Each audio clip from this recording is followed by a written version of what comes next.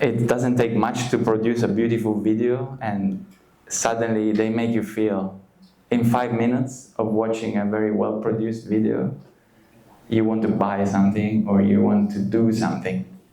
It's very fascinating and very powerful, the advertisement and social media. So it's a very, yeah, I think it's a great thing to cultivate, this kind of awareness of what is true spirituality and how does it really make sense. And so when we look at the last noble truth, we're looking at the path that leads to happiness. And this is something that it is our life. That's why it's called the path. It's not a book, it's not just a teaching, it's literally how we live our life. And I don't know if any of you is a musician in the room. Maybe you can raise your hand. Maybe some of us are athletes, practice sports, can raise our hand. And maybe artists and painters, some more. Cool. I'm sure there's even more categories, but there's just 3 that come to mind to cover the whole room already. But why I mentioned that, I'm also an artist and train myself to play some instruments. And I think we all know when we train in something that to become good, we need to put in the work, and we need to do something very concrete. We cannot just think about, I would like to play the drums next week for a concert, let's see how that goes. And then you go there and see how that goes. Or run a marathon, I'd like to try. So in that way, it's the same with our happiness. It's good enough to start to dream about it. And it's also good to have some concrete steps. And in our tradition, the way that we develop those, we call it the 5 mindfulness trainings. And that's why we call them trainings. They are kind of very concrete and they're very practical. And in a way they are like, they are the synthesis of the Four Noble Truths, but they are not really religious, because we don't believe that they came from a God, and they are not just set in stone. We keep evolving them together, and we already have had many revisions. So they are constantly evolving as we practice them. And in the latest trainings, we are adding a lot about technology. We are adding more about discrimination and how to handle that, how to live with the crises that are coming, that are present in this present moment.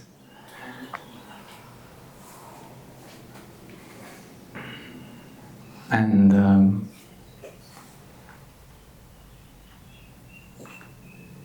maybe we can enjoy a sound of the bell.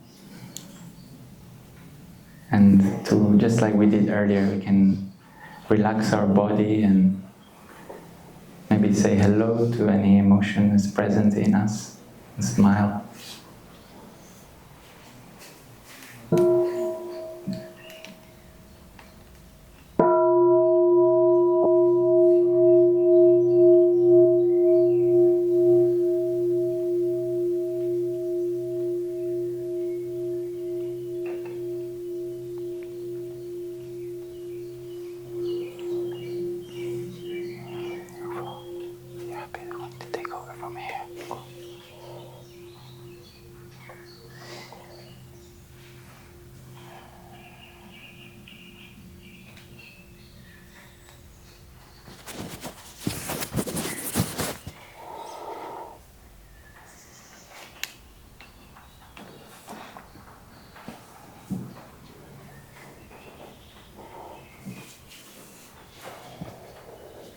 Dear respected Thai, dear elders, dear community, dear friends, as Brother Thien mentioned, we are both musicians, and so this morning we're kind of jamming together and continuing on the lines of my brother and also of all my brothers and sisters and my teacher, and the thing that I have received on walking this path. And yesterday we had a very beautiful Dharma sharing in our Dharma sharing group. I was very inspired by people's openness and truth. And I didn't share anything. I'll keep it, save it up for this morning, and try to share in the same spirit, something of my personal experience. And I'd like to start with the moment I was born.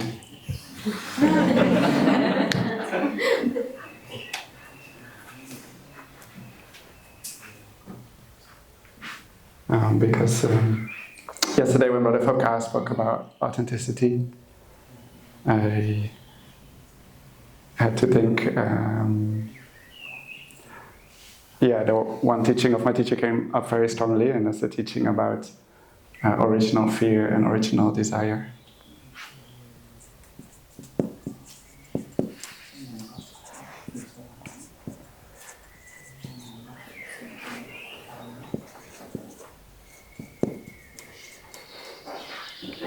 I don't know if you ever meditated on the time in your mother's womb, but as far as I can bring it up, relive it, is a very safe, all-inclusive experience. We're always warm enough. There is always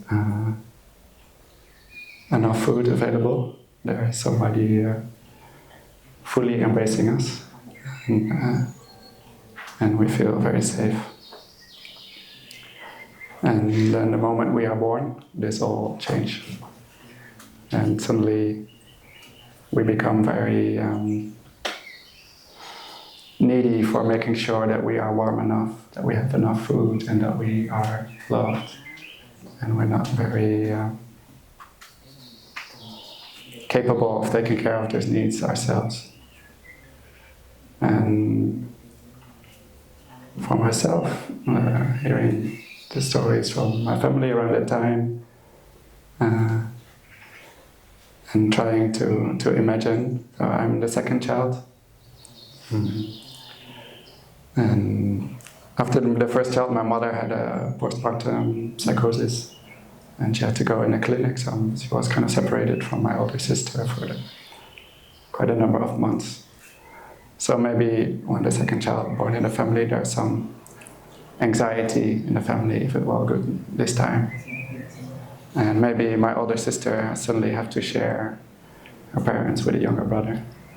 And me as a baby, I think my first need is just to have, to get milk, be taken up, to be warm, to be safe.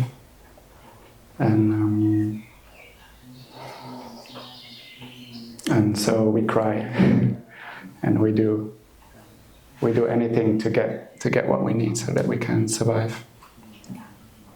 So that the fear that we might not survive, and desire that we receive enough love and enough care in order to survive. And so our teacher says many of our fears and desires later in life, we can trace them back to this. And as with any teaching in Buddhism, actually whether that is true or not is not even so important. But for me, it helps me a lot to do the work like we did in the meditation beginning of this morning, to embrace my fears and my desire, is to go back to this time to myself as a baby. So for this morning, I have to share in front of the community. There is some fear if I don't do well, the community they will reject me. If I do well, people will love me and I will be taken care of. I know it's not really like that, but somewhere deep down there is still that fear. And just thinking of the little baby that has that fear, it's very easy for me to give rise to compassion and to take care of that. Because of my adult self, I might have the voice like my brother said, like, it should not be like this, I should be stronger than this, I should be not affected by this. But for the baby, I can just right away hold it and offer it the love and make it notice, okay, calm it down, the fear, or calm down the desire. And right away, there's more space around it. But if we if we don't create that space and that acceptance, I know for sure me in my life I've been tossed around by these two a lot. And of course we have the practice of coming back to the present moment, and it's very powerful. But to do it continuously throughout our life is actually quite challenging. And to really make it our path, make it part of life itself. So that's why the Buddha proposed the 5 areas in our life to look at. And I'm gonna, just remember the logo. Maybe at the end we ask somebody to draw it again to test if it's recognizable. So the Buddha proposed 5 areas in our life to look at, to see if we have enough freedom, if we can bring our spirituality to that part of our life to make us more free and more happy. And one Brother Thien already touched a lot on is try another pen.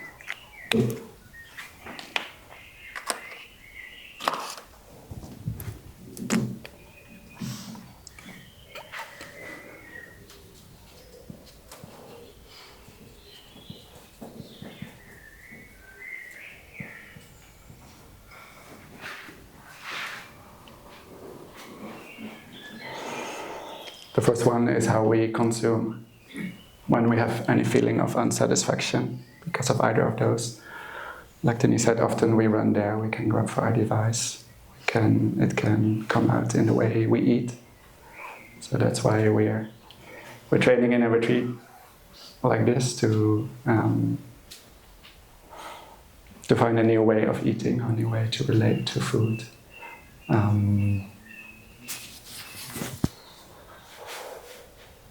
But in Buddhism we speak of other forms of consumption too, and one is our volition. What do we want from our life? Because what we want, what we put as our aim, as our goal in life, it becomes a kind of food for our mind because we think about it, we work maybe very hard to get it, to achieve it, and with that we we enforce the idea that is what will bring us happiness. So I'm just gonna leave it. If we're gonna invest so much time into that, we better make sure that our volition, our deep desire, what we want from our life, that is really nourishing us, and that we can do it with freedom, and that it brings happiness. And the fourth one is we call collective consciousness. So this is the kind of environment we put ourselves in. So when we are here in the retreat and we're with people, we're practicing mindfulness, we're cultivating joy together and taking care of our suffering. It has a very particular collective consciousness. Our minds connect with each other and we create a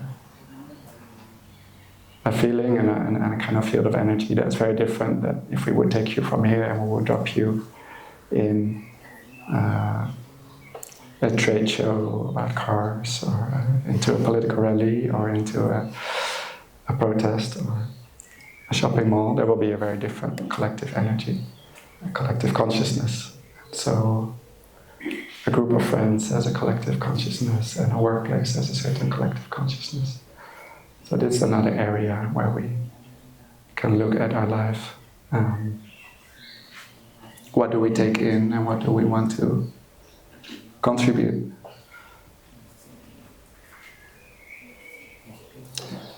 With our consumption, we also take in a lot of ideas and views, and some of them they're helpful, and some they're not so helpful. And I see that in my life from growing up, from being in school, from consuming media, from being with friends. I take in many views, and they lead to some, we can say wrong perceptions, but at least, let's say, views that were not so helpful. And so one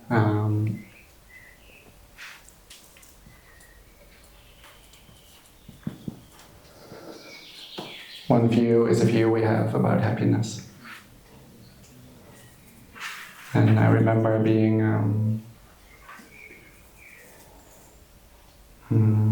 the first wake-up retreat, first retreat with young people that I went in the Netherlands, 2011. I met many wonderful young people that were suffering from burnout. And it was quite a wake-up call to me, because I could easily recognize myself in them. They were a similar age, they were similarly talented, and they were similarly ambitious, and I could see a lot of what have driven them into the burnout. I could recognize it in me. And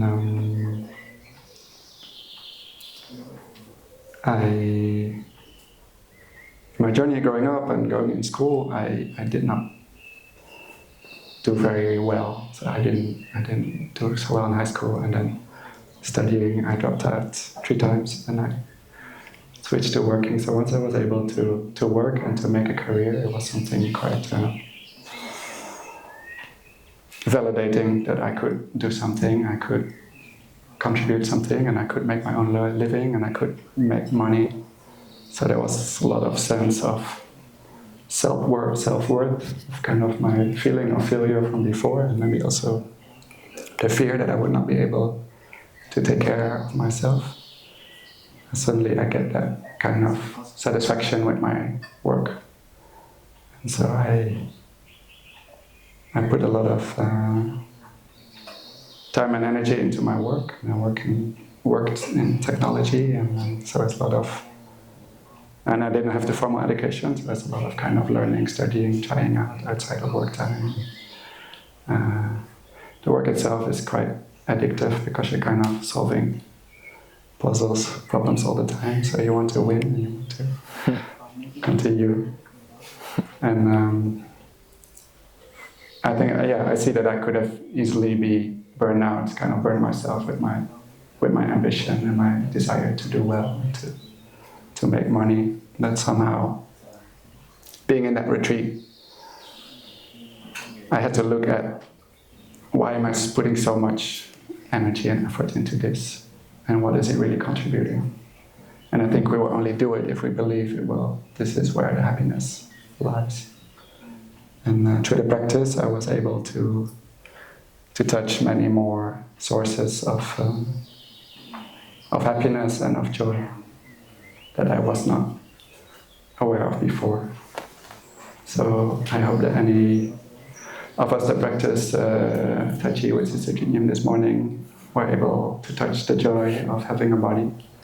Or when we are in total relaxation or walking meditation, we can touch the joy of having a body. Is something very, very wonderful, with all its wonder and imperfection. That is so wonderful.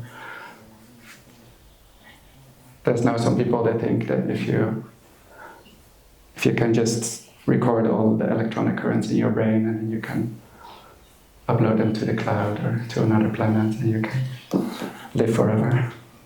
But I think they will be very disappointed. Anyway, they can enjoy. But for me, The joy of having a body and getting to know it, enjoying it, is very wonderful. The joy of movement, the joy of connection, of being in community, of experiencing true friendship, the joy of serving. If I look around in this retreat and then I see our volunteers who come to help us, many of you who are participants in the retreat, you also volunteer, you write your name to help with the task, and I see you all do it with a lot of joy. You don't feel like, oh no, now we have to work, but we can see if we bring the right spirit, we can touch the joy of service, we can touch the joy of giving, and joy, especially also when we are aware of gratitude, is something that we can grow infinite without it costing anything, without it being dependent on conditions, like my career was very dependent on conditions. And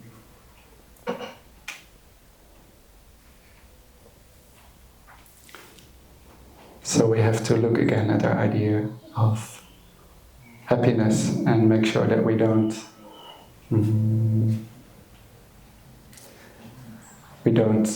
sacrifice our well-being of ourselves and also of the planet and of other people for our own happiness. So because suffering or unsatisfaction is so unpleasant, we want to get rid of it very quickly. And usually in getting rid of it, we transfer it to someone or somewhere else. And this happens in many ways when I look at my life. It can happen in just the way I interact with other people, like maybe I suffer in the workplace, and then when I come home, you make your partner or your family members suffer, or you suffer in your study group, you come back and you make your flatmate suffer. In the way we consume, we should be very careful that we don't make the planet or other people suffer for our trying to get rid of our suffering. And this is definitely also true for the way we run after happiness. And so we need this to cultivate the compassion, cultivate the space, so that